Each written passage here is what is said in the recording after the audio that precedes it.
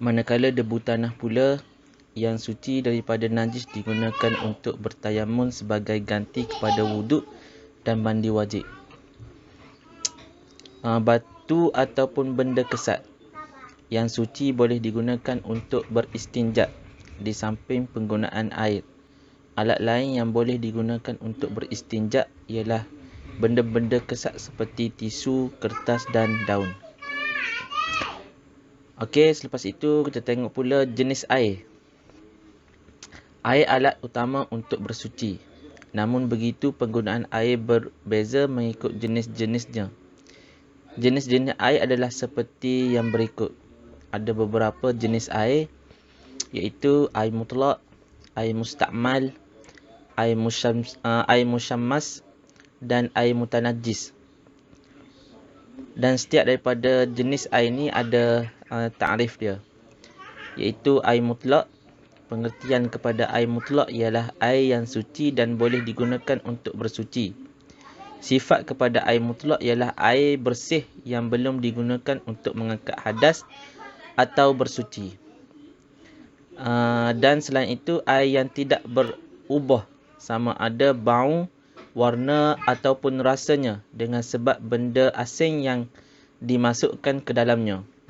Kegunaan kepada air mutlak ini ialah mandi wajib, berwuduk dan membasuh sesuatu yang terkena najis. Jenis yang kedua ialah air mustakmal. Pengertian kepada air mustakmal ialah air yang suci tetapi tidak boleh digunakan untuk bersuci. Sifat kepada air mustakmal ialah air mutlak yang telah digunakan untuk bersuci. Kegunaan boleh diminum dan digunakan untuk perkara yang tidak berkaitan dengan mengangkat hadas ataupun bersuci. Seterusnya air musyammas. Air musyammas pengertian dia ialah air yang disimpan di dalam bekas logam yang terdedah kepada cahaya matahari kecuali bekas emas dan perak. Sifat kepada air musyammas ialah air yang terdedah kepada cahaya matahari di negeri yang iklimnya terlalu panas. Kegunaan makruh apabila digunakan ketika masih panas. Dan yang seterusnya air mutanajjis, iaitu air yang dimasuki atau terkena najis. Sifat kepada air mutanajjis ialah air yang dimasuki najis dan jumlahnya tidak sampai 2 qalah. Walaupun tidak mengubah warna, bau dan rasa. Dan selain itu, air tidak mengalir yang berubah warna, bau atau rasanya apabila dimasuki najis walaupun melebihi 2 qalah. Kegunaan tidak sah. Bersuci dengannya dan tidak boleh diminum. Kita tengok kunci ilmu. Berapa kadar 2 qalah? Kalau mengikut timbangan tradisional ialah 500 kati Baghdadi bersamaan dengan kalau dalam liter antara 192 hingga 270 liter. Kalau dalam hasta 1/4 hasta padu. Kalau dalam tin minyak tanah bersamaan dengan 2/3 hingga 13 tin. Rasulullah sallallahu alaihi wasallam menjelaskan tentang kesucian air 2 qalah walaupun dimasuki najis tetapi tidak berubah warna, bau dan rasa. Sabda Rasulullah sallallahu alaihi wasallam, "Iza kana al-ma'u qullataini lam yahmilil khabasa." Terjemahannya, apabila air mencukupi 2 qalah, air tersebut tidak mengandungi kotoran, iaitu najis. Perbezaan antara suci dengan bersih. Bersih bermaksud pakaian yang terkena najis dan dibasuh dengan sabun tetapi tidak menggunakan air mutlak. Bersih tetapi tidak suci, tidak boleh digunakan untuk solat. Manakala suci pula ialah kotoran yang bukan najis dan boleh dibersihkan dengan hanya menggunakan sapu tangan atau tisu sahaja. Tidak bersih tetapi suci, boleh digunakan untuk solat. Kepentingan bersuci terhadap diri dan persekitaran. Pertama ialah sentiasa bersiap sedia untuk beribadah. Antara yang kepentingan bersuci terhadap diri dan persekitaran, yang kedua ialah memelihara kesihatan dan menghindari penyakit. Yang ketiga, mewujudkan persekitaran yang ceria dan kondusif. Yang keempat, menjadikan suasana tempat ibadah sentiasa selesa. Yang kelima, meningkatkan maruah diri dan lambang ketamadunan umat. Dan yang keenam, mendapat keredaan dan kasih sayang Allah Subhanahu wa taala.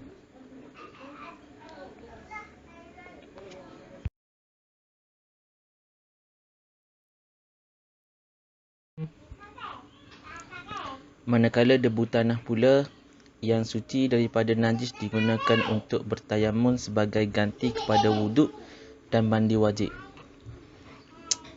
Batu ataupun benda kesat yang suci boleh digunakan untuk beristinja di samping penggunaan air.